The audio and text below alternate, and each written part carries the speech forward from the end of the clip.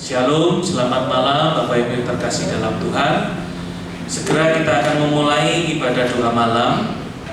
Saya minta kerjasamanya Bapak Ibu yang membawa handphone bisa lebih dahulu dimatikan suaranya atau di mode pesawat, supaya nanti ketika kita beribadah tidak ada yang terganggu. Puji Tuhan, kita akan mulai ibadah doa malam. Kita sama-sama tundukkan kepala, kita masuk dalam doa. Tuhan Yesus, kami mengucap syukur buat begitu besar kasih setiamu dalam hidup kami. Apabila malam hari ini kami boleh datang ke rumah Tuhan untuk berdoa bersama, memuji menyembah Tuhan. Sebelum kami memulai segala sesuatunya, kiranya Tuhan sucikan dan kuduskan hati dan pikiran kami, sehingga dalam waktu yang sejenak ini kami boleh meninggalkan semua aktivitas kami, segala kesibukan kami, bahkan segala persoalan hidup kami. Untuk 1 jam ini kami boleh berkonsentrasi mencari hadirat Tuhan. Kami juga boleh berkonsentrasi menerima berkat firman, sehingga tidak ada jemaat Mandarin yang pulang dengan tangan kosong, tapi biarlah seluruh jemaat Mandarin pulang membawa kemenangan di dalam Tuhan, pulang membawa berkat Tuhan. Kiranya Roh-Mu mencurahkan di tengah-tengah kami, bekerja di tengah-tengah kami. Engkau yang maha menyelidik setiap hati, dan Kau maha tahu apa yang kami butuhkan malam hari ini. Yang datang dengan sakit penyakit, biarlah boleh pulang dengan membawa kesembuhan. Yang datang dengan beban berat, pulang menerima kelegaan. Yang datang dengan berbagai macam persoalan kehidupan, pulang menerima kemenangan daripada Tuhan. Terima kasih Tuhan Yesus. Urapi hamba-hamba-Mu yang akan melayani malam hari ini. Pimpin pujian, singer, main musik, terima tamu, juga multimedia. Terutama hamba-Mu yang akan menyampaikan benih firman-Mu. Urapi penuh dengan urapan-Mu, penuhi dengan hikmat marifat daripada Tuhan, sehingga dapat menerangkan dengan kata-kata yang paling sederhana kepada setiap kami, sehingga nanti ketika kami pulang, kami mampu melakukannya dalam hidup kami sehari-hari. Terima kasih Tuhan. Kami buka ibadah doa malam Mandarin malam hari ini di dalam nama Tuhan Yesus Kristus. Haleluya. Amin. Puji nama Tuhan. Mari kita sambut Yesus. Mari kita tinggikan. Mari kita beri hormat, pujian dan kuasa, karena kehadiran Dia sungguh indah, Dia lancang.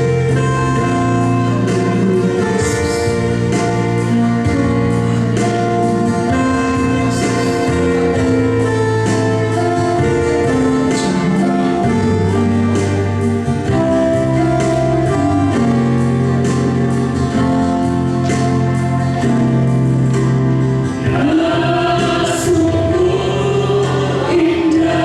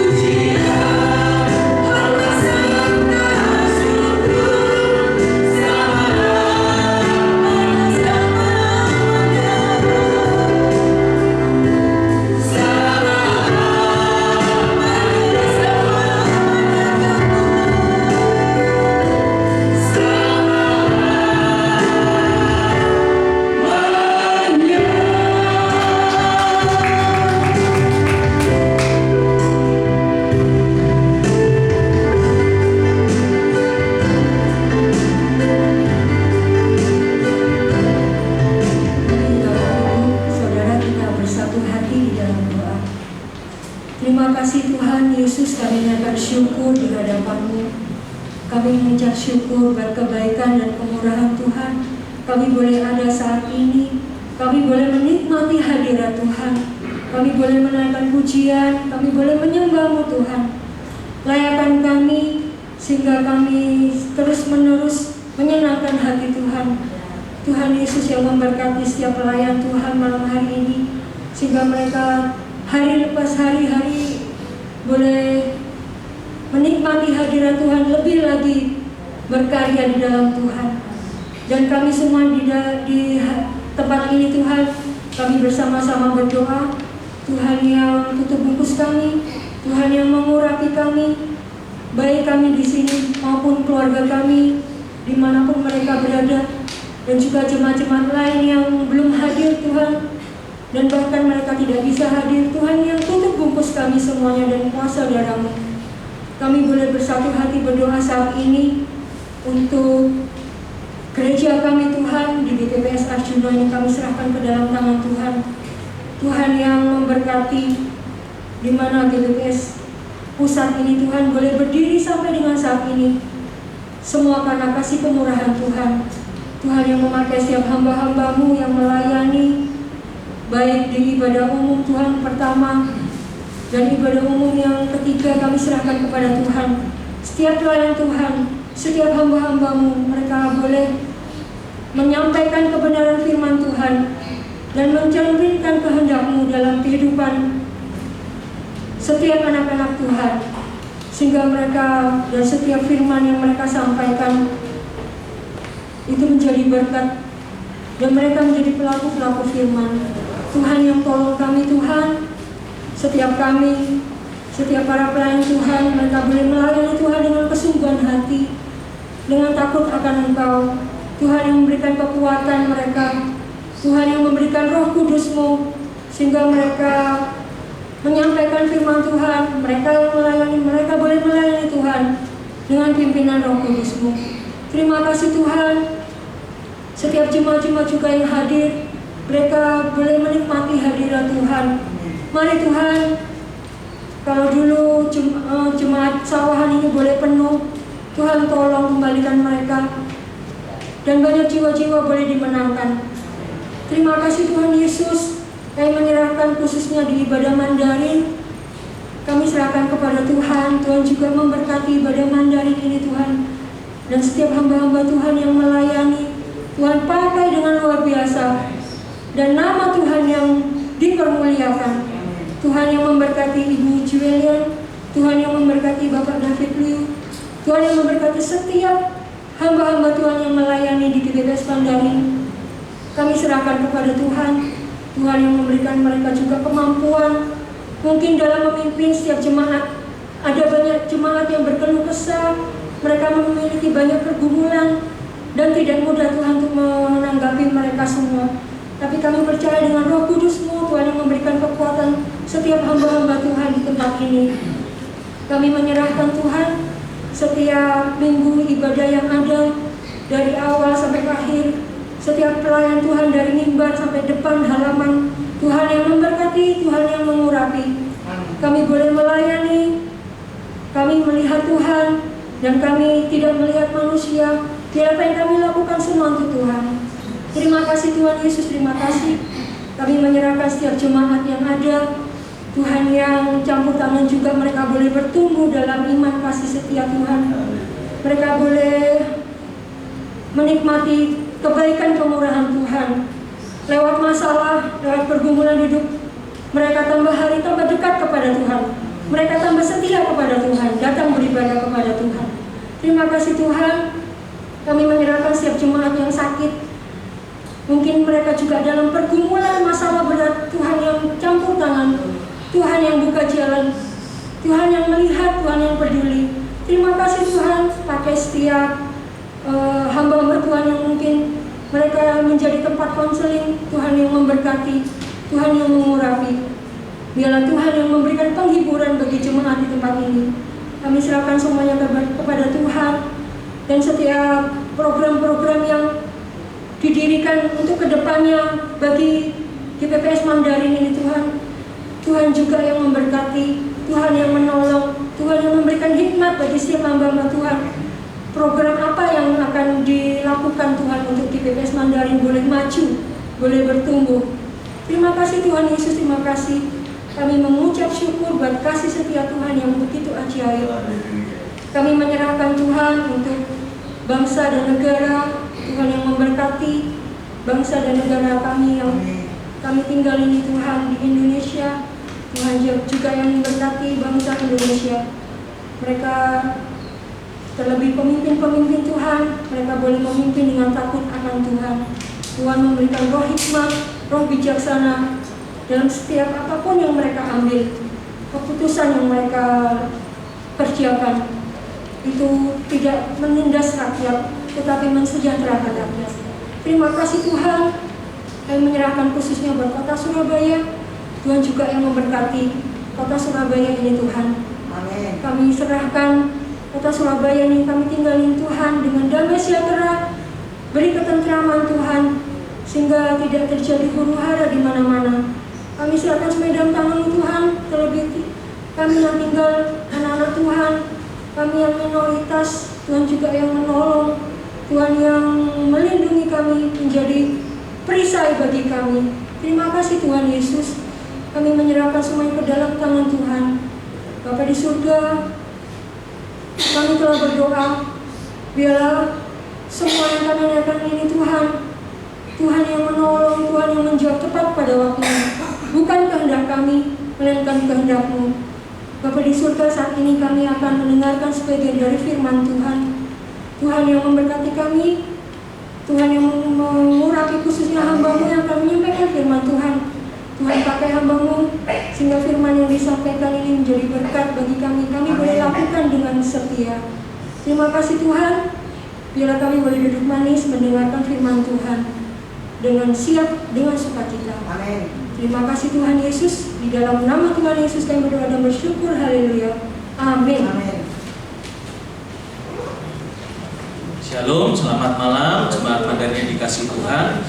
Izinkan saya hanya sedikit mengingatkan saja bahwa besok hari Minggu ibadah Mandarin sudah memasuki minggu yang pertama bulan Juni. Dan seperti biasa di minggu pertama ibadah disertai dengan sakramen perjamuan suci. Bapak Ibu dapat mempersiapkan diri di rumah untuk kita bersekutu bersatu dengan tubuh dan darah Yesus. Sekarang malam hari ini kita akan diberkati oleh kebenaran firman Tuhan yang akan disampaikan oleh Pastor Donita Timo. Waktu dan tempat saya persilakan.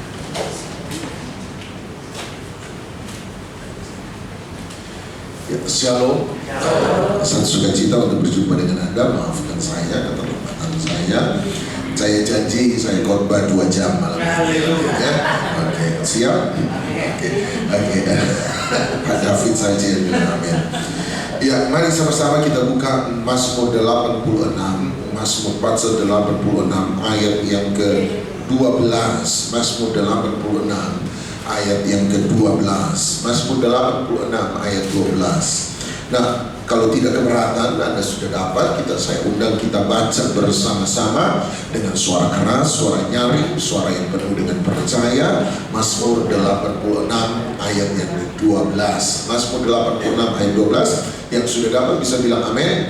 Oke, sama-sama 1, 2, 3. Aku hendak bersyukur kepadamu ya Tuhan Allahku dengan segenap hatiku dan memuliakan namamu untuk selama-lamanya. Amin. Aku hendak bersyukur kepadamu ya Tuhan Allahku dengan segenap hatiku dan memuliakan namamu untuk selama-lamanya. Hari ini saya bicara sedikit tentang kemuliaan Tuhan, the glory of God, kemuliaan Tuhan. Nah, mari kata kemuliaan dalam bahasa perjanjian lama adalah bahasa Ibrani. Bahasa perjanjian lama, kata kemuliaan menggunakan kata kabod, K-A-B-O-D, kabod. Sama-sama bilang kabod. Kabod, K-A-B-O-D, sama-sama bilang kabod. Nah, kabod sederhananya, kalau ditanya kabod artinya apa Pak? Kabod artinya bobot, kabod artinya berat. Tapi Anda tidak bisa gunakan kata kabut dalam kalimat begini. Pak Doni timbangannya berapa sekarang ya? Rasanya tambah kabut. Jangan, tidak salah penempatan. Saya tidak kabut, saya wabot. Jadi bukan kabut dalam arti berat begitu. Tapi kabut adalah, sama-sama bilang kabut, adalah bobot, adalah nilai sesungguhnya dari seseorang, the value of man, sebuah kemampuan extraordinary dari seseorang, sesuatu yang luar biasa dalam hidup seseorang yang mendatangkan pujian, kemuliaan, kekaguman, penghormatan, penghargaan dari orang lain terhadap orang tersebut. Sekali lagi, jadi kabot adalah bobot, memang bobot, tetapi lebih bersifat nilai, sesuatu yang bernilai dalam hidup seseorang, suatu kemampuan yang luar biasa extraordinary yang dimiliki oleh seseorang, yang kemudian mendatangkan pujian, yang mendatangkan hormat, yang mendatangkan kekaguman, penghargaan, kemuliaan dari orang lain terhadap orang itu. Kalau malam ini ada penyanyi hebat di antara kita, dan selesai dia menyanyi, dia tampil, kemudian Anda beri tepuk tangan Anda kepada penyanyi ini, berarti Anda mengakui bahwa kemampuan menyanyi sang penyanyi ini adalah sesuatu yang hebat, sesuatu yang luar biasa, tidak dimiliki oleh orang lain, satu bakat dan pelatihan yang sangat intens yang membuat Anda kagum, yang membuat Anda menghargai, yang membuat Anda merasa terhormat untuk mendengarkan apa yang dia nyanyikan. Sama-sama bilang kabot.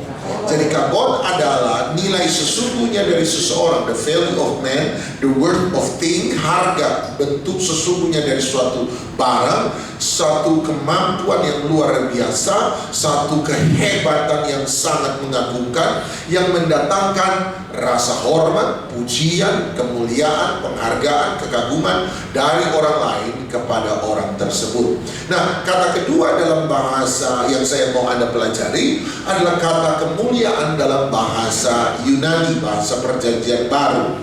Dalam bahasa Perjanjian Baru, kata kemuliaan menggunakan kata doxa, D-O-X-A. Sama-sama bilang doxa. Sama-sama bilang doxa. Nah, bilang sama sebelah, jangan salah, bukan dosa. Bilang sama sebelah. Bilang sama sebelah juga bukan maksa. Bilang sama sebelah. Doxa, sama-sama bilang doxa. Nah, doxa sederhananya, doxa itu apa, Pak? Doxa itu radians, terang. Tetapi Anda juga tidak bisa bilang begini, tadi saya masuk ke sini, lampunya nyala semua, ruangan ini doxa banget ya. Bukan doxa terang ini, tetapi doxa tepatnya adalah suatu terang, suatu pewahyuan, suatu pengertian, suatu penjelasan yang membuat kita menjadi mengerti, yang membuat kita menjadi sadar nilai sesungguhnya kabot dari seseorang. Sekali lagi ya, doxa adalah terang dalam arti pewahyuan, suatu penjelasan, suatu pengertian yang membuat saya pada akhirnya menjadi sadar nilai sesungguhnya, sebuah kehebatan sesungguhnya dari seseorang. Misalnya kita ini dianggap berteman. Kita berteman Bapak Ibu ya. Kita berteman. Cuma dua orang yang nganggukkan kepala, yang lain itulah mereka ya Tuhan. Lain kali saya sudah tidak mau sini. Anggap kita berteman. Yang berteman katakan amin. Anggap kita berteman. Nah, karena kita berteman, anggap berteman dekat. Ini satu kali saya lihat kalau ibu-ibu ada, ibu-ibu terutama cewek-cewek kalau suka bercanda itu suka main pukul. Kalau ketawa ada yang suka pukul-pukul begitu loh. Nah, misalnya kita teman dekat. Nah, saya bercanda sama Anda karena sudah dekat. Kalau saya bercanda ketawa, lucu. Pulang dari sini memar semua ya, badan kayak gajah gini, pukul kayak Anda, habis saya. Jadi kita bercanda satu kali, saya ketawa, lucu. Kemudian Pak David lihat kita, ya Pak Doni kok bercanda kayak gitu. Kemudian Pak David bilang, Pak Doni sini dulu sebentar. Saya berkata, ya Pak, ada apa? Pak Doni kenal baik dengan orang yang Pak Doni bercanda tadi. Saya bilang, iya kenal lah, teman udah lama, saya bilang. Tapi Pak Doni kalau bercanda dengan dia begitu, pukul-pukul, iya nggak apa-apa, udah lama, dia udah ngerti, nggak apa-apa, sudah biasa. Ini tangan memang suka latah, ya tuh. Gitu ya, memang halus ini tangan. Dia bilang, tapi Pak Doni tahu nggak bahwa dia itu, Anda ini sebenarnya masih keturunan bangsawan. Masih keturunan bangsawan Bapak Ibu? Masih keturunan bangsawan? Nggak ada yang mengaku? Berarti tidak Anda dan saya ini keturunan anak raja di atas segala raja, prabu ratu kerajaan surga. Bilang sama-sama, saya keturunan bangsawan. Bilang sama sebelah, perkenalkan keturunan bangsawan. Bilang sama-sama, dia anak raja di atas segala raja, keturunan keraton prabu kerajaan surga. Iya toh? Iya, keturunan bangsawan. Bangsawan kan itu memang luar biasa. Bangsawan, yang bangsawan katakan amin. Yang anak raja di atas segala raja. Bangsawan, tapi bangsawan mesti beda Bapak Ibu. Bangsawan, kata teman saya, kamu tahu nggak, bahasa Jawa nggak ada kata makian sama sekali. Iya, kenapa? Sebab bangsawan, bahasa halus Jawa nggak ada makian, yang ada sindiran. Nyindir, nggak ada makian tapi nyindir. Makanya dibilang keris orang Jawa di belakang. Kalau saya bilang saya Manado parang golok di depan. Jelas. Kalau Jawa kan kerisnya di belakang, gitu ya. Dia bilang nggak ada makian, sebab orang halus, orang bangsawan itu tidak tahu maki. Bilang sama sebelah, bangsawan nggak tahu makian. Kalau masih suka kebun binatang, hari ini bertobat dalam nama Yesus. Amin, amin, amin, amin. Dia, Pak David bilang, Pak Doni dia masih bangsawan. Masa Pak Doni bercanda pukul-pukul? Saya bilang, oh bangsawan, baru tahu saya dia bangsawan. Nah, satu kali penjelasan Pak David ini menjadi dosa, sama-sama dengan dosa. Satu pewahyuan, satu pemahaman, satu pengertian yang membuat saya menjadi sadar nilai sesungguhnya dari seseorang. Sehingga kalau kita kemudian ketemu bercanda, dan waktu mau bercanda saya mau pukul, tiba-tiba berhenti ini tangan. Ingat bangsawan. Dan jadi pukul sebab bangsawan. Itu menjadi sebuah dosa. Sama-sama bilang dosa. Nah, saya ajak Anda untuk melihat Yohanes pasal 4. Yohanes pasal 4. Dalam Yohanes pasal 4 ada perbincangan yang cukup panjang, bahkan kalau tidak bisa dibilang sangat panjang, antara Tuhan Yesus dan orang perempuan di Samaria. Perbincangan ini sebenarnya kalau Anda perhatikan dengan saksama, ini adalah cara Yesus memberi dosa demi dosa, sama-sama dengan dosa, penjelasan demi penjelasan, sehingga dia bisa mengenal siapa Yesus yang sesungguhnya. Anda berkata, tapi kata pendeta saya, Yohanes 4, perbincangan Tuhan Yesus dengan perempuan Samaria adalah perbincangan tentang penyembahan, Pak. Saya akan setuju dengan apa yang pendeta Anda katakan, tapi tolong ingat baik-baik, kedalaman pengenalan kita akan Tuhan menentukan kedalaman penyembahan kita kepada Tuhan. Berapa dalam Anda mengenal Tuhan akan menentukan berapa dalam keintiman hubungan kita dengan Tuhan. Berapa dalam pengenalan kita akan Tuhan akan menentukan berapa dalam iman kita kepada Tuhan. Jadi Anda lihat dalam kekristenan, dasar dari semua kehidupan kekristenan selalu dimulai dari pengenalan akan Tuhan. Anda tidak akan bisa menyembah Tuhan sedalam, Anda tidak akan pernah bisa menyembah Tuhan melebihi pengenalan Anda akan Tuhan. Anda tidak bisa beriman pada Tuhan melebihi pengenalan Anda akan Tuhan. Artinya kalau Anda mengenal Yesus hanya sebagai penolong, maka Anda akan menyembah Dia hanya sebatas Yesus penolong. Kalau Anda mengenal Dia sebagai El Shaddai, maka Anda akan menyembah Yesus sebatas El Shaddai. Kalau Anda mengenal Yesus Juru Selamat, maka Anda akan menyembah Yesus sebatas Juru Selamat. Dalamnya pengenalan kita akan Tuhan menentukan dalamnya penyembahan kita kepada Tuhan. Dalamnya pengenalan kita akan Tuhan akan menentukan dalamnya iman kita pada Tuhan. Dasar, sekali lagi, dasar dari semua kehidupan kekristenan dimulai dari pengenalan akan Tuhan. Makanya Paulus kemudian berkata, satu hal yang kukehendaki ialah mengenal Dia. Mengenal Dia. mengenal Dia, bersekutu dalam kematiannya, menjadi satu dalam penderitaannya, bangkit dalam kebangkitannya, mengenal Dia. Itu yang dia minta, satu. Sebab kalau pengenalan Paulus dengan Yesus dalam, maka hubungan Paulus dengan Yesus pun akan menjadi dalam. Ada nubuatan dalam para nabi yang berkata, maka kemuliaan Tuhan, pengenalan akan Tuhan, dalam konteks pengenalan akan Tuhan akan menutupi bumi seperti air menutupi dasar lautan. Anda lihat bahwa yang akan merebak seluruh muka bumi adalah pengenalan. Sebab kalau pengenalan akan Tuhan ini ada, maka orang akan mengenal Dia, menyembah Dia, percaya pada Dia, beriman Dia dengan sungguh-sungguh. Jadi iman Anda ditentukan seberapa dalam pengenalan kita akan Tuhan. Sama-sama bilang Tuhan, sama-sama bilang Tuhan, bawa saya pada pengenalan yang makin dalam. Amin. Sama-sama bilang Tuhan, buat saya mengenal Engkau makin dalam. Makanya Tuhan Yesus memberi firman, percakapan, setiap firman adalah doxa. Sama-sama bilang doxa. Sesuatu yang membuat perempuan ini mengerti dan mengenal siapa Yesus yang sesungguhnya. Nah, mari kita lihat ayat 9. Ini pengenalan pertama. Kita lihat progres pengenalan sang perempuan Samaria terhadap siapa Yesus. Nah, lihat ayat 9. Ini pengenalan pertama.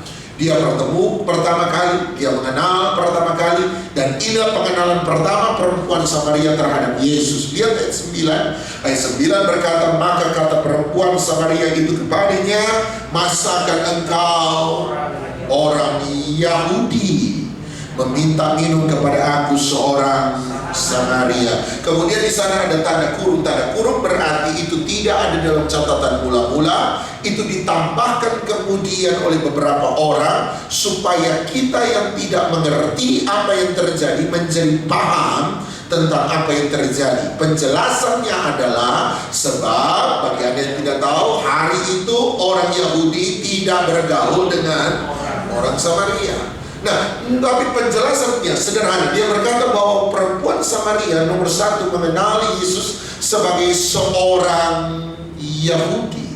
Berarti apa yang dia lihat dari Yesus? Dia melihat penampilan Yesus. Dia melihat gaya busana Yesus. Dia melihat cara bicara Yesus. Dia mendengar logat Yesus. Dia melihat suku bangsa Yesus. Dia melihat ras Yesus. Dia melihat jenis kelamin Yesus. Dia melihat penampilan luar Yesus, gendernya. Dia melihat berapa mahal baju yang Yesus pakai. Dia lihat berapa megah rumah yang dia tinggal. Dia lihat berapa mahal mewah mobil yang dia kendarai. Dia lihat Yesus berdasarkan penampilan luarnya.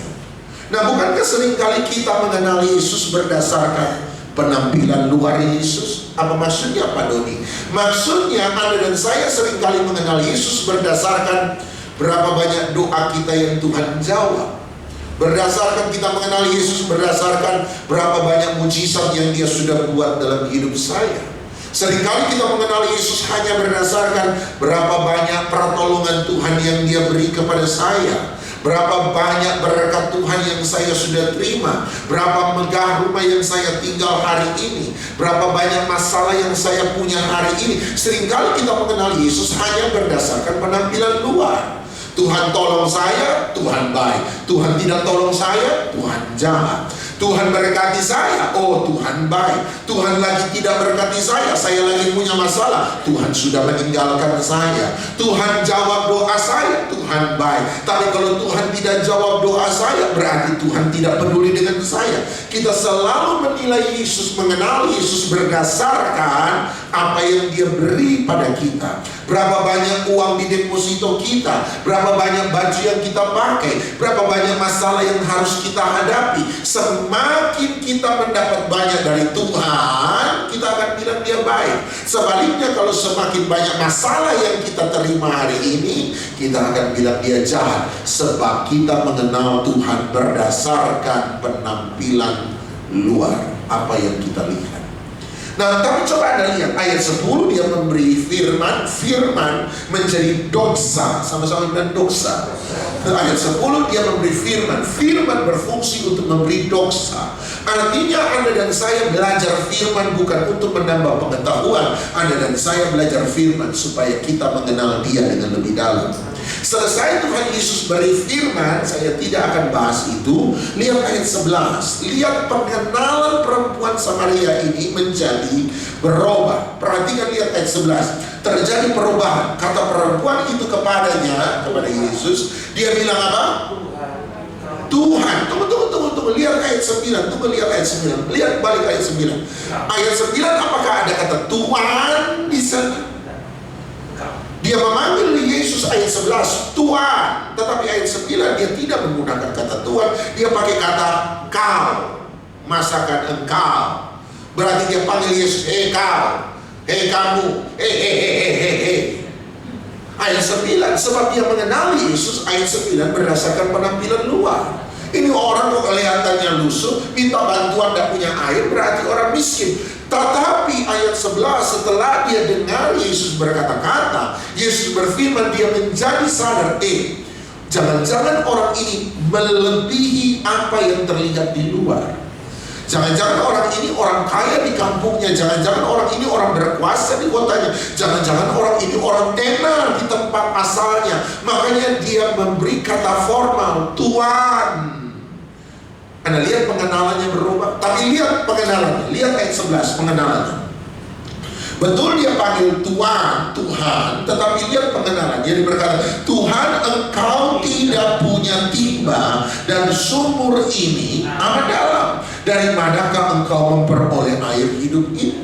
Dia bilang begini, Tuhan, jangan-jangan kamu orang kaya. Mohon maaf kalau saya tadi pakai Jangan-jangan kamu orang berkuasa, tapi engkau boleh orang kaya di kampungmu, engkau boleh orang hebat di tempat asalmu, tapi hari ini di sini, right here, right now, sekarang ini di sini, kamu butuh pertolongan saya. Kenapa? Sebab kamu walaupun kaya, kamu tidak punya timba. Bagaimana kamu bisa ambil air dari sumur yang amat dalam sementara saya punya? You need my help. You are a needy person. Engkau butuh pertolonganku. Nah, seringkali bukankah pengenalan kita dengan Tuhan sama? Kita bilang Tuhan Yesus ajaib, amin. Ajaib, sungguh ajaib, kuasanya bagiku. Tuhan Yesus ajaib, yang setuju katakan amin. Tuhan Yesus dahsyat, amin. Tuhan Yesus perkasa, amin. Tuhan Yesus luar biasa, amin. Tetapi kita berkata, engkau Tuhan luar biasa di kasalmu di sorga. Engkau hebat, engkau Tuhan, engkau Raja, engkau luar biasa, engkau perkasa, engkau mulia, engkau yang punya sorga. Tapi di sini kita bilang, Tuhan butuh pertolongan saya. Pak, saya tidak pernah ngomong begitu. Anda mungkin tidak ngomong begitu, tapi Anda bilang begini, Pak Pendeta, jangan kasih tahu gembala saya ya Pak Pendeta. Tapi Pak Pendeta, sebenarnya ini gereja jalan karena sumbangan saya. Saya donatur paling besar di sini. Engkau hebat di sana, tapi di sini engkau butuh pertolongan. Anda nggak bilang begitu, cuma Anda bilang Pak Pendeta tahu ini gereja. Kalau bukan saya keluarganya gede Pak, keluarga besar. Makanya saya ajak semua keluarga. Kalau tidak saya ajak semua keluarga, mana ini gereja mau penuh? Itu om tante saya nomor 1, itu om tante saya nomor 7, itu keponakan saya nomor 13, itu keponakan nomor 15, itu keponakan nomor 3, itu keponakan nomor 5. Sana itu bukan keluarga Pak Pendeta, tapi teman baik saya ajak ke sini. Kebetulan dia juga keluarga besar. Itu omnya, itu tante. Kalau nggak saya ajak orang, mana ini gereja penuh. Tuhan butuh pertolongan saya. Anda lihat ya, jangan bilang amin. Pak Pendeta, kalau bukan saya aktivis di sini, mana ini gereja mau jalan? Pak, apalagi Pak Gembala, kalau khotbah sudah gemetar, orang mana udah bilang totofore. Sudah gemetar gimana mau diberkati jemaat dengan pendeta gembala kalau khotbah sudah gemetaran? Haleluya. Tidak berhenti Pak, kita pikir sudah mau habis nyawa Pak. Kalau bukan saya melayani di situ, kalau bukan saya khotbah, kalau bukan saya khotbah, mana jemaat diberkati? Tuhan butuh pertolongan saya. Bukankah seringkali kita punya pengenalan yang sama? Kita ada dalam keaktifan di gereja, tetapi sebenarnya kita punya pemahaman, engkau boleh dahsyat di surga, engkau luar biasa di surga, tapi di sini Tuhan tetap butuh pertolongan saya. Tuhan Yesus itu sebabnya memberi firman. Lihat ayat 13, lihat ayat 14, tapi tidak perlu lompat langsung ayat 15. Ayat 13, ayat 14 dia beri firman, berarti dia beri dosa. Sama-sama bilang dosa. Ayat 15, pengenalan perempuan ini menjadi berubah. Sebab ayat 15, perhatikan kata perempuan itu kepadanya, Tuhan berikanlah aku. Tunggu dulu. Ayat 11, siapa yang perlu air? Siapa yang minta air sama siapa? Tuhan yang minta air sama perempuan Samaria. Ayat 15, selesai dia menerima dosa, tiba-tiba siapa yang minta air sama siapa? Perempuan Samaria yang minta air sama Tuhan. Artinya dia menjadi sadar, pelayanan bukan Tuhan butuh saya, tetapi dalam pelayanan sayalah yang butuh Tuhan. Sama-sama bilang, pelayanan adalah bentuk ucapan syukur saya untuk semua kebaikan Tuhan yang sudah saya terima. Pelayanan bukan Tuhan yang butuh saya, tapi sayalah yang butuh Tuhan. Amin. Pelayanan adalah bentuk ucapan syukur. Pelayanan bukan memiutangi Tuhan. Pelayanan bukan berarti kita memberi hutang sama Tuhan, sehingga ketika ada masalah, ini kalimat seringkali banyak keluar dari mulut orang. Tuhan, bukankah saya sudah melayani Tuhan puluhan tahun? Tuhan, bukankah saya sudah rajin ke gereja? Tuhan, bukankah saya sudah memberi persembahan yang banyak, persepuluhan yang banyak? Wah, pelayanan bukan memberi hutang sama Tuhan. Pelayanan bukan Tuhan butuh saya. Pelayanan sebab saya sadar sayalah yang berhutang sama Tuhan. Sayalah yang berhutang sama Dia. Jangan pernah sombong dengan pelayanan. Anda mau sombong dengan pekerjaan Anda, silakan. Anda mau sombong dengan banyak hal prestasi Anda di luar, silakan. Tapi pelayanan tidak untuk disombongkan. Sebab kita semua melayani Tuhan yang besar, tidak ada yang hebat, tidak ada yang kecil. Saya ada di depan hanya karena saya punya kemampuan yang berbeda daripada sebagian besar Anda. Anda ada di belakang bukan berarti Anda kurang. Anda mendengar di situ bukan berarti Anda lebih kecil dari saya. Di hadapan Tuhan kita sama. Kita semua adalah orang-orang yang berhutang sama Tuhan. Bukan Tuhan yang butuh saya, sayalah yang butuh Tuhan. Tetapi Tuhan Yesus tidak mau pengenalan itu hanya sampai di situ. Sebab kalau pengenalan itu hanya berhenti sampai pada Tuhan, Tuhan penolong saya, Tuhan yang memberi hutang sama saya, Tuhan yang menyelamatkan saya, Tuhan yang memberkati saya takut nanti transaksi di gereja dengan Tuhan adalah sebuah transaksi yang kita lakukan, di mana kita memperlakukan Tuhan sebagai tempat sampah yang kita cari ketika kita punya sampah yang banyak dalam hati kita. Saya takut kalau Tuhan hanya sebagai penolong, dan memang Dia penolong, tetapi kalau hanya berhenti sampai pada pengenalan Yesus penolong, saya takut Yesus hanya jadi payung yang akan kita pakai waktu kita punya hujan masalah dalam hidup Anda dan saya. Oleh sebab itu Dia penolong, tetapi Dia tidak mau kita berhenti pada pengenalan Dia penolong. Betul Dia memberi berkat, tetapi Dia tidak mau kita berhenti pada pengenalan Dia sebagai pemberi berkat. Itu sebabnya ayat 19 Dia memberi dosa, dan kemudian ayat 19 terjadi perubahan dalam pengenalan perempuan Samaria dengan Yesus.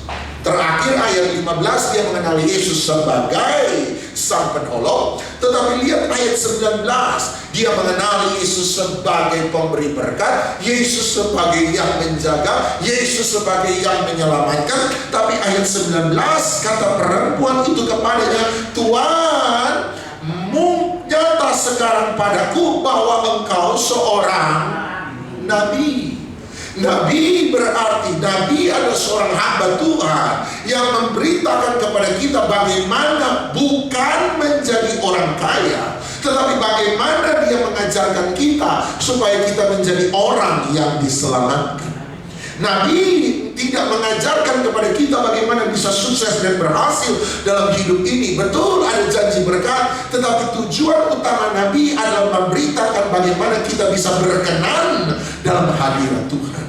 Nabi tidak bicara tentang bagaimana supaya Anda punya banyak kekayaan dalam dunia ini. Nabi bicara bagaimana supaya kita punya keintiman dengan Dia, bagaimana kita mengalami kekekalan kerajaan surga dalam kehidupan kita hari ini dan yang akan kelak. Nabi bicara tentang bagaimana mengajarkan orang hidup dalam kebenaran, bagaimana menasihati orang memperbaiki kelakuan, bagaimana menunjukkan arah jalan yang sejati, bagaimana menunjukkan jalan petunjuk kepada Yesus Sang Tuhan dan Juru Selamat dalam kehidupan kita. Nabi berarti tidak banyak bicara hal jasmani, tetapi lebih banyak bicara perkara-perkara rohani.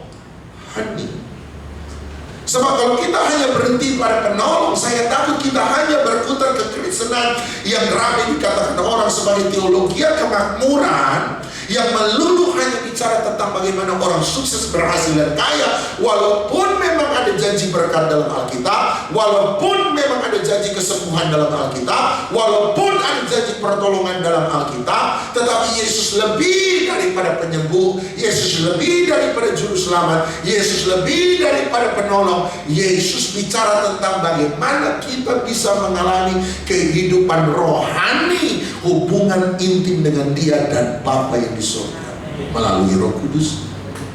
Jadi dia bicara perkara-perkara rohani, sama-sama bilang rohani.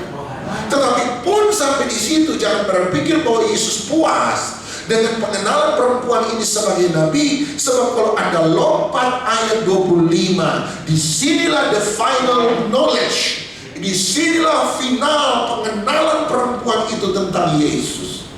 Dia tidak berhenti hanya pada nabi yang mengajarkan jalan keselamatan, nabi yang memberi petunjuk tentang kekekalan, nabi yang mengadakan pengajaran, nasihat bagaimana supaya kita bisa hidup berkenan pada Tuhan. Tetapi lihat ayat 25, dia berkata, jawab perempuan itu kepadanya, aku tahu bahwa Mesias yang akan datang, yang juga disebut Kristus itu, apabila dia datang, dia akan memberitakan segala sesuatu kepada kamu.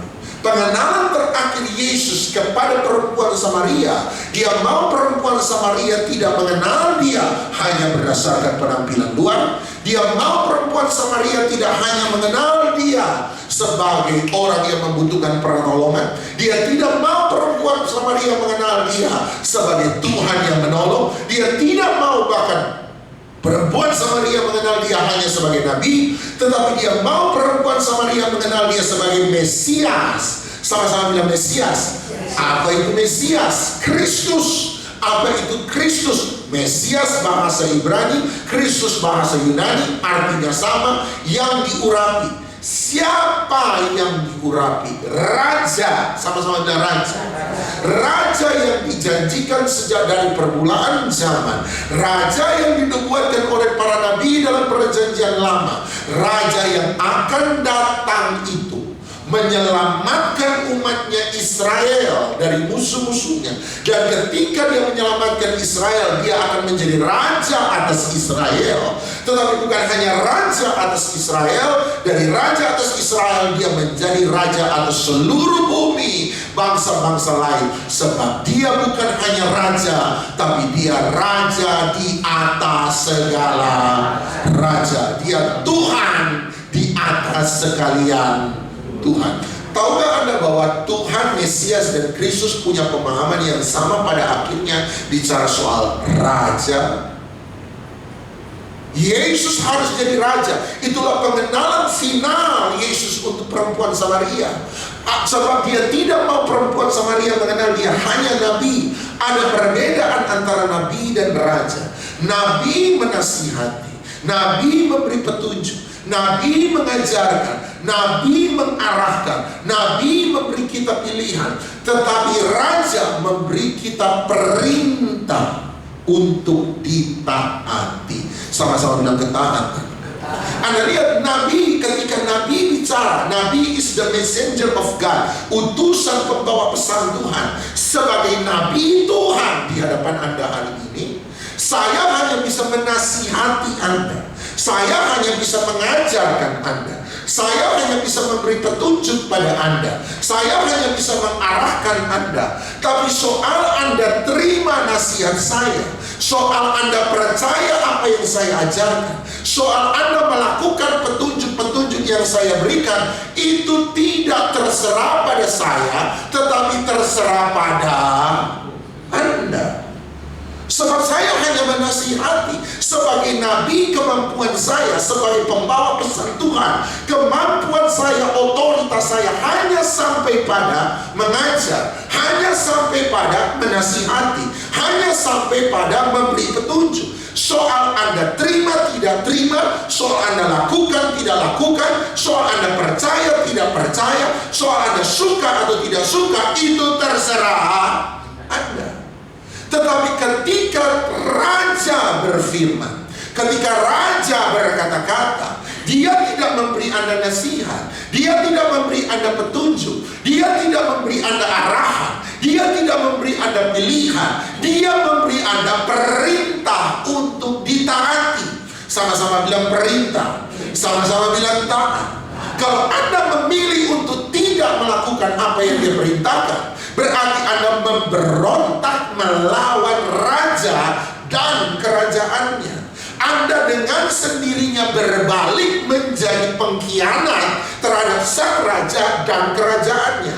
Anda berarti menjadi lawan, menjadi musuh dari Raja dan kerajaannya itu. Itu konsekuensi tidak melakukan apa yang Raja perintahkan. Kalau Nabi tidak, Nabi hanya memberi nasihat, Nabi hanya memberi petunjuk, itu terserah Anda. Persoalan dengan kita adalah Bapak Ibu, seringkali kita mendengar firman hanya sebagai Nabi yang mengajar. Kita mendengar firman hanya seperti Nabi yang sementara memberi nasihat. Kita mendengar firman hanya seperti Nabi yang sementara memberi petunjuk. Anda suka, Anda lakukan. Anda tidak suka, Anda tidak lakukan. Anda mau, Anda kerjakan. Anda tidak mau, Anda tidak kerjakan. Persoalan dengan kita selalu melihat kebenaran hanya sebagai satu pilihan, satu opsi dari sekian banyak pilihan yang kita punya.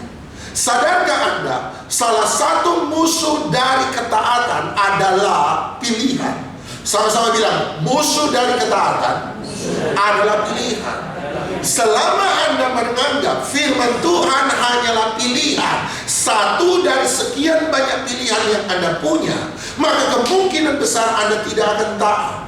Waktu Tuhan berkata ngampuni, Anda berkata ngapain saya harus ngampuni? Orang model kayak gitu, biar Tuhan Yesus datang, gak bakal dia minta maaf sama saya. Lebih baik orang model begitu mati saja. Selama Anda menganggap firman hanyalah pilihan, Anda tidak akan pernah taat. Disuruh berdoa, Anda bilang, berdoa panjang-panjang, lebih baik kita tolong sama teman. Saya masih punya koneksi, saya punya jenderal polisi, saya kenal menteri, saya kenal staf ahli, saya punya koneksi besar, saya punya pengusaha hebat. Selama Anda menganggap Anda masih punya opsi pilihan dalam hidup ini, Anda tidak akan pernah taat pada firman. Mengapa kebenaran selalu kita jadikan sebagai pilihan terakhir dalam menjalani kehidupan? Bukankah kebenaran harus menjadi pilihan satu-satunya dalam menjalani kehidupan? Makanya ada banyak orang waktu masalah masih gampang diurus, disuruh taat tidak mau taat. Nanti sudah rusak, sudah hancur, sudah nggak ada yang bisa tolong, baru mau bilang, betul Pak Pendeta bilang dulu, coba dari dulu saya dengar ya Pak Pendeta, gini-gini masalah saya nggak tambah berat. Terlambat bos. Disuruh taat dari awal pun nggak mau taat, disuruh kerjakan dari awal pun nggak mau kerjakan. Sudah bilang suami jangan terlalu sombong, kasih istri jangan terlalu sombong, belajar tunduk pada suami. Orang tua jangan terlalu sombong, jangan bangkitkan amarah dalam hati anak. Merasa lu bos besar, kemudian ada petantang-petenteng di rumah, istri lu buat bukan jadi istri lu buat jadi pembantu. Kemudian anak-anak kamu perlakukan seperti budak tidak tahu apa-apa. Kemudian anak-anak memberontak, istri juga memberontak. Pernikahan sekarang di ujung tanduk perceraian, baru mau cari Tuhan. Keterlaluan sekali. Kenapa ketaatan selalu dijadikan pilihan terakhir untuk menjalani kehidupan? bukan sebagai pilihan satu-satunya dalam menjalani kehidupan. Kenapa doa juga menjadi pilihan terakhir dalam menyelesaikan masalah? Bukankah doa seharusnya menjadi pilihan pertama dan terutama dalam menyelesaikan masalah? Waktu Anda punya masalah bukan cari teman. Waktu Anda punya masalah cari Tuhan. Waktu Anda mengalami tantangan jangan cari bos, cari Tuhan. Waktu Anda punya masalah jangan cek nomor rekening lebih dahulu, cek kerajaan sorga, datang pada Tuhan. Kenapa doa selalu menjadi pilihan terakhir? Nanti sudah kepepet, nanti sudah tidak tahu harus minta tolong sama siapa, nanti semua sudah tolak, nanti tidak ada yang peduli, baru mau nangis sama Tuhan, Tuhan tolong aku anakmu. Keterlaluan banget. Sebab kita menganggap firman hanya selalu sebagai satu dari banyak pilihan yang Anda punya. Firman hanyalah nasihat, firman tidak lebih hanyalah petunjuk, firman tidak lebih hanyalah pengajaran. Firman tidak pernah dijadikan perintah dalam kehidupan kita. Kalau dia raja, apapun yang dia firmankan itu jadi perintah bagi saya. Saya mau lakukan. Suka tidak suka, lakukan. Setuju tidak setuju, harus setuju. Mau tidak mau, Anda harus menundukkan keinginan Anda, menempatkan keinginan Tuhan lebih tinggi daripada keinginan kita. Itu perintah. Pertanyaan saya sederhana: Yesus penolong, Yesus nabi, atau Yesus raja dalam hidup kami? Masihkah kita berdebat dengan Tuhan? Masihkah kita ngotot-ngototan dengan Tuhan? Masihkah kita seperti Yakub di sungai Yabok bergumul dengan Tuhan? Coba perhatikan hidup Musa. Awal hidup Musa selalu ngotot lawan Tuhan. Tuhan bilang, aku utus engkau selamatkan Israel, tapi aku nggak bisa apa-apa. Tapi aku ngotot. Yang berbeda di akhir hidupnya, waktu Tuhan bilang, mulai dari sekarang, karena kamu pukul ke batu yang aku perintahkan untuk dikatakan, tapi tidak boleh dipukul, kamu pukul. Mulai dari sekarang engkau tidak akan masuk tanah perjanjian. Coba cek, pernahkah Musa ngomel dengan Tuhan hari ini? Pernahkah Musa keberatan dengan keputusan Tuhan hari ini? Tidak ada satupun kata keluar dari mulut Musa. Tanda kedewasaan rohani adalah Anda tidak lagi ngotot dengan dia. Anda belajar menundukkan diri kepada dia. Sebab ketaatan di luar selalu lahir dari ketundukan di dalam. Outer obedience is always comes from inner submission. Ketaatan kita di luar itu lahir dari ketundukan di dalam. Artinya ada banyak orang taat kelihatan di luar, tapi hatinya ngomel terus. Anda taat tapi Anda tidak tunduk. Kita sebaliknya, kita taat sebab kita tunduk. Kita mengerti dia raja atas segala raja. Dia raja atas ego saya. Dia raja atas kesombongan saya. Dia raja atas keserakahan saya. Dia raja atas trauma masa lalu saya. Dia raja atas kepahitan, kebencian, sakit hati saya. Dia raja atas ketakutan, kekhawatiran saya. Dia raja atas rasa malu saya. Raja atas dompet saya, deposito saya. Dia raja atas pikiran saya. Dia raja atas rumah, barang-barang saya. Dia raja atas seluruh hidup saya. Dia raja di atas segala raja. Engkaulah Tuhan, Engkaulah Raja, berdaulat atas hidupku, ku berserah penuh. Engkaulah Tuhan, Engkaulah Raja, berdaulat atas hidupku, ku berserah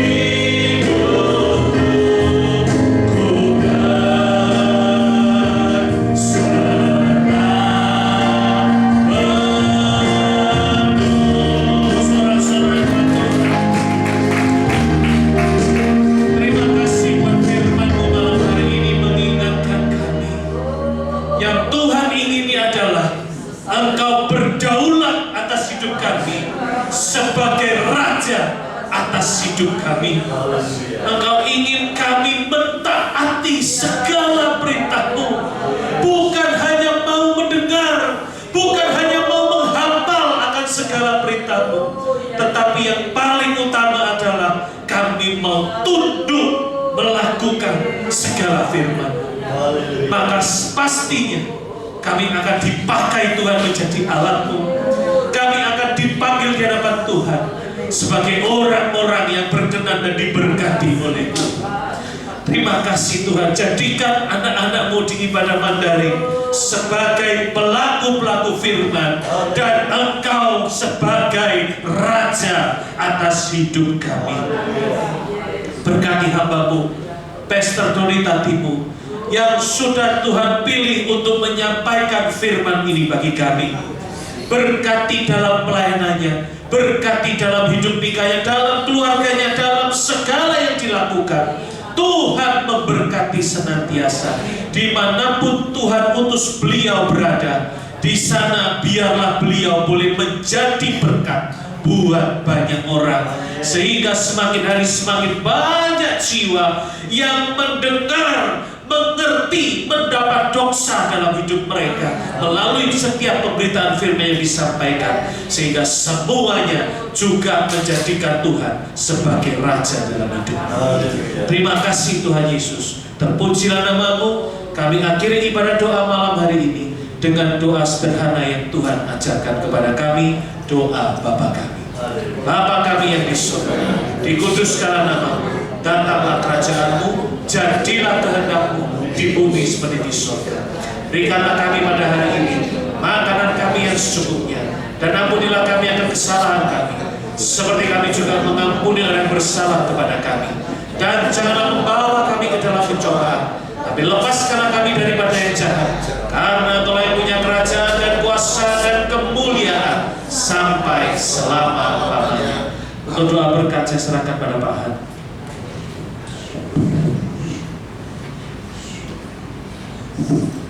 Segala kepujian, kemuliaan, dan keagungan hanya bagi Yesus, Tuhan Allah dan Bapa kami. Kami bersyukur malam hari ini, dan sebentar anak-anak-Mu akan kembali ke rumah. Tuhan juga sudah mempersiapkan para malaikat-Mu untuk mengirim, mengantar hingga kami tiba di rumah masing-masing dengan selamat, berkumpul kembali dengan keluarga mereka penuh dengan damai sejahtera. Bahkan berkat-berkat daripada Allah Bapa melimpah di dalam kehidupan anak-anaknya, menentukan anak menantunya, cucu-cucunya. Terima kasih Bapa. Sekarang saudaraku yang dikasihi Tuhan, pulanglah dengan berkat damai sejahtera daripada Allah Bapa di surga, cinta kasih Tuhan Yesus Kristus, dan di dalam persekutuan Roh Kudus yang terus membimbing kita, membawa kita di dalam kekudusan dan kebenaran sampai Yesus datang kali kedua mengangkat kita semua. Dalam nama Tuhan Yesus Kristus. Haleluya. Amin.